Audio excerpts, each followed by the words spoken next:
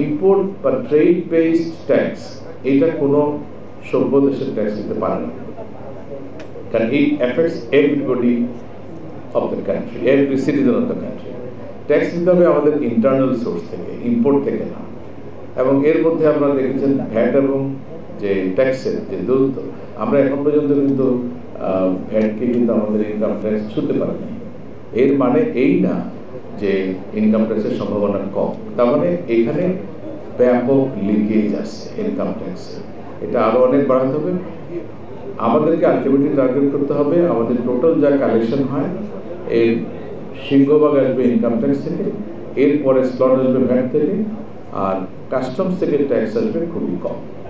এবং এটা ডেফিনেটলি আমাদেরকে রেশনালাইজ করতে হবে। আমরা সামনেই চলে যাচ্ছি এলডিসি গ্রাজুয়েশনে, সেখানে আমাদের এর থেকে বের হওয়ার কোনো উপায় নেই। এখন যে ভ্যাটের আইন আমরা যেটা করছি, আপনারা যেভাবে আলোচনা করছেন, আমাদের সবচেয়ে বড় সমস্যা হচ্ছে আমরা ইভেন এনবিআর এর ভিতরে উইদিন আওয়ার সেলফ কানেক্টেড না, এবং আমরা খুবই কম্পার্টমেন্টাল। ভবিষ্যতে আমাদের যারা পলিসি মেকাররা আসবেন, যারা দেশের দায়িত্ব নেবেন, ওনাদেরকে নতুন করে ভাবতে হবে যে আসলে এইখানকার মধ্যে আর কি কি পরিবর্তন করা দরকার। আমার বিবেচনায় ভ্যাটের মতো একটা সহজ জিনিসকে আমরা যে জটিল করেছি, এটাকে আবার সহজ করতে হবে, এক নম্বর।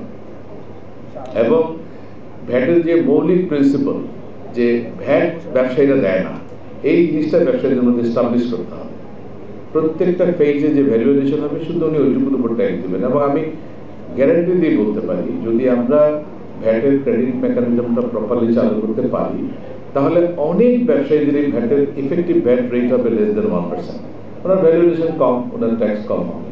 কিন্তু এখন আমাদের দেখেন একদম মিনিমাম যে ভ্যাট আছে সেটা 2.4%, সম্ভবত আমাদের ফার্মাসিউটিক্যালসের রিটেইল ফার্মাসিউটিক্যালসের, যেটা আমরা আসলে মেডিসিনের সাথে নিয়ে নিই। তো সেক্ষেত্রে অনেকেই বলে আমরা তো আসলে ওখানে 17.4% নিচ্ছি, ফার্মাসিউটিক্যাল ম্যানুফ্যাকচারিং পণ্য নিচ্ছি, আবার রিটেলটা ওনাদের থেকে নিয়ে নিচ্ছি। এটা কিন্তু আমরা দোকানে দোকানে যেয়ে নিচ্ছি না কালেকশনের সুবিধার্থে। তো এই যে ইভেন 2.4% দিতে হতো না যদি আমরা প্রপারলি করতে পারতাম। এই জায়গাগুলোতে আমাদের কাজ করতে হবে, হাত দিতে হবে। এবং অ্যাডমিনিস্ট্রেশনের ক্ষেত্রে আমাদের ভিতরের মধ্যে কানেক্টিভিটিটা এস্টাবলিশ করতে হবে।